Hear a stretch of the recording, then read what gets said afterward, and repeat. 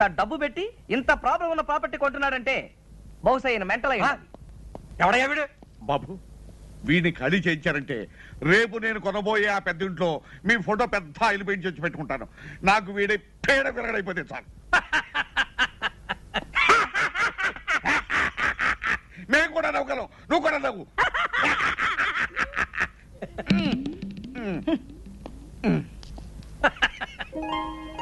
ఏమిటి నాన్న చూస్తున్నావు? అబ్బా బంగళా బ్రహ్మాండంగా ఉందిరా. ఎవడు కట్టాడో గాని.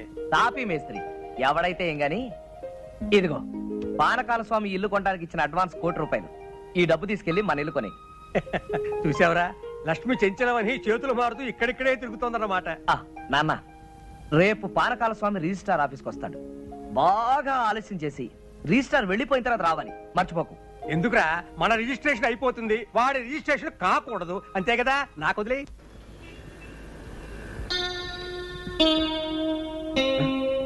అయ్యా టైం 12 గంటలు అవుతుంది.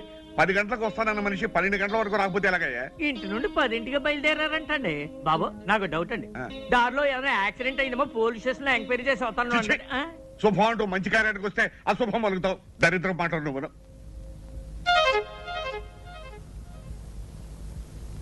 బాబు వచ్చేసారండి, దండాలండి. ఏమండి మీకు ఇది మర్యాదగా ఉందా? పొద్దున 10 గంటలకు వస్తాను మనిషి సాయంకాలం 4:30కు వస్తారా? పొద్దు నుంచి మీకోసం తిండి తిప్పలా కూడా పడిగాపులు పడి ఏడుస్తున్నాం. ఏం చేయమంటారండి, క్యాష్ దొరకడం చాలా ఇబ్బంది అయిందండి. అవతల నాకు 2 కోట్ల ఆస్తికి రిజిస్ట్రేషన్ ఉందని చెప్పారా? పైగా టైం అయిపోతే అక్కడ రిజిస్టర్ ఆఫీసు మూసేస్తారు. 4:30 అయింది, ఇంకా అరగంట టైం ఉంది కదా. ఉందండి, కానీ నా రిజిస్ట్రేషన్ ఇక్కడ కదే, వేరే సనత్ నగర్ రిజిస్టర్ ఆఫీసులో. అలాగే రండి. మీ లావాదేవీలైనా అయినట్లేనా? అయినట్టేనండి. మీకు రావాల్సిన పైగా ముట్టినట్లేగా? ముట్టింది. ఈ కాగితాల మీద సంతకాలు పెట్టండి.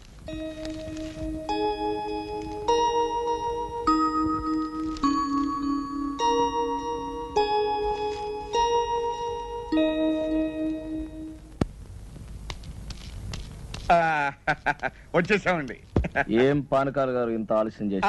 త్రాసుడు ఆలస్యం చేశాయండి, అందుకని ఆలస్యమైంది. ఇదిగోనండి మీకు రావాల్సిన డబ్బు. ఇదిగో తీసుకోండి. మరి రిజిస్ట్రేషన్ బయలుదేద్దాం. ఆలస్యమైంది కదా, ఎందుకైనా మంచిది ఫోన్ చేయండి. అలాగే నేను ఫోన్ చేస్తాను.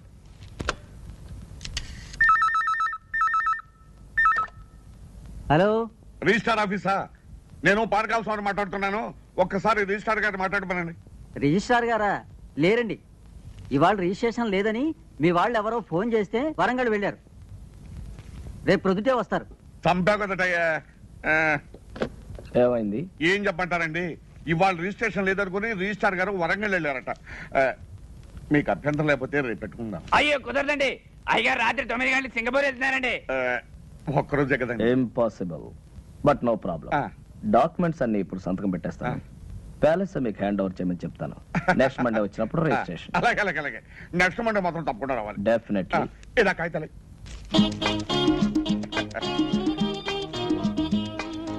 అప్పన్న రేపో ఎల్లుండో మీరు వస్తారు. Palace hand over. ఎల్లుండి దాకా ఎందుకండి, రేపు కూడా మంచి రోజే, రేపే వస్తామయ్యా. రేపే హ్యాండ్ ఓవర్. అలాగేనండి. ఇవిగోనండి తాళాలు, ఆ పోర్షన్ తో సహా.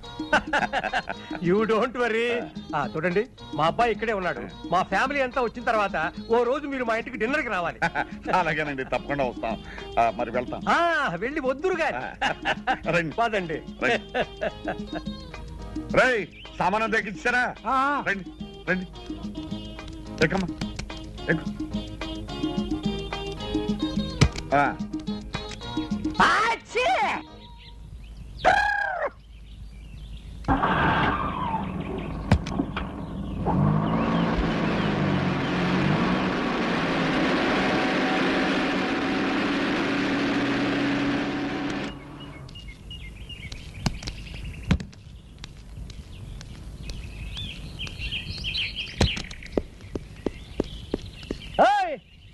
ఆగు, దర్జాగా లోపలికి వెళ్తున్నా. ఎవరయ్యా నువ్వు? నేనెవరినో అడిగే ముందు నువ్వెవరో చెప్పు.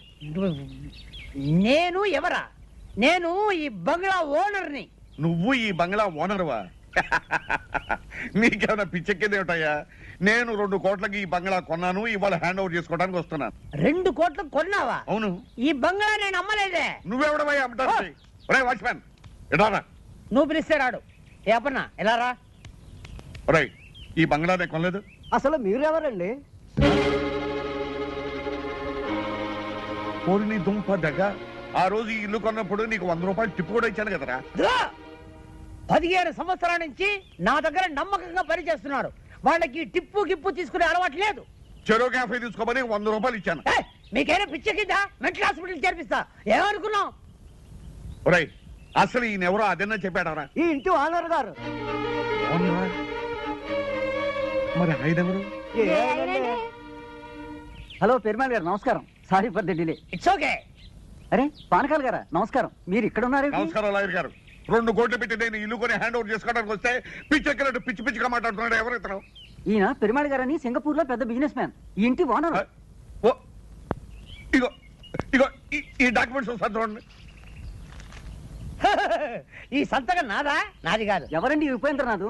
మిమ్మల్ని ఎవరో మోసం చేశారు. బాగా మోసం చేశారు. రేపన్నా వకీల్ గారి కాపీ రెడీ చేయి. రండి లోపలికి. ఇంకా ఎందుకంటే ఇక్కడ వెళ్ళండి.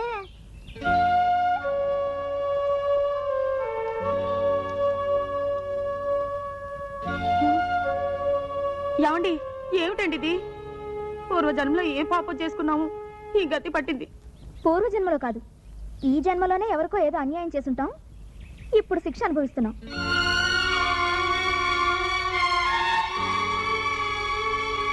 ఏమండి, వేరే ఇల్లు చూసుకునే వరకు ఆ ఇంట్లోనే 4 రోజులు ఉండనివ్వమని వాళ్ళని బతిమాలుకుందాం. పదండి, రండి.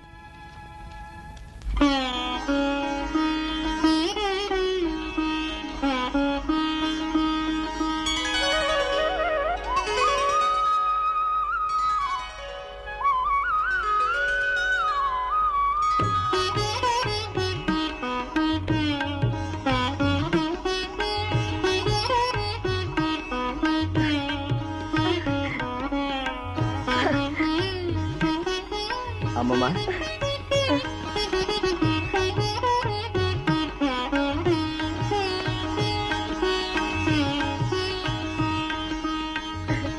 అమ్మమ్మా, తాతయ్య ఫోటో అక్కడ పెడితే బాగుంది కదా.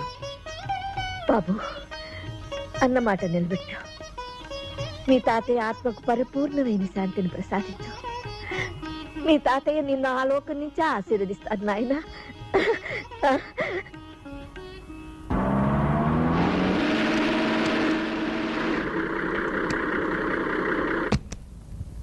ఆర్కరం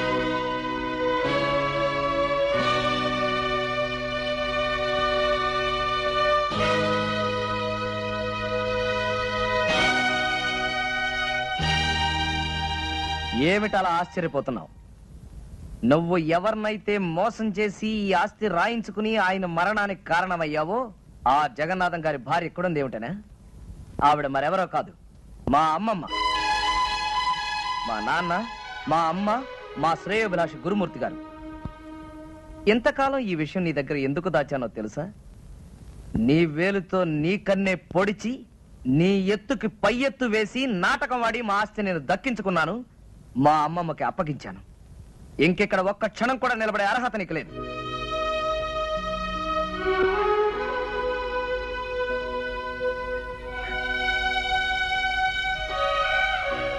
క్షమించమని అడగటానికి కూడా అర్హత లేని వాడినమ్మా. మనిషికి పశ్చాత్తాపానికి మించిన ప్రాయశ్చిత్తం లేదు. బాబు రవి, పానకాల ఆస్తంతా అమ్మించి భార్యా బిడ్డలతో సహా వీధిలో నిలబెట్టావు. ఇతను చేసిన పాపానికి వాళ్ళకెందుకు ఆ శిక్ష? బాబు, మనకు కావలసింది మీ తాతయ్య గారి కష్టార్జితం, ఈ బృందావనం. ఇది మనకి చాలు. అతని డబ్బు అతనికి ఇచ్చే. వద్దమ్మా, నాకు ఈ డబ్బు ఆస్తి ఏమీ వద్దు. ఇదిగో నాకున్నది ఒక్కగానొక్క కూతురు. నా కూతుర్ని మీ ఇంటి కోడలుగా చేసుకోమ్మా చాలు. ఇదిగో, ఇంతకాలం ఈ బృందావనం మా అమ్మమ్మ ఒక్కరికే అనుకున్నాను. ఇప్పుడు మా అమ్మమ్మ పర్మిషన్ ఇచ్చేసింది కాబట్టి బృందావనమిది అందరిది, గోవిందుడు అందరి వాడేలే.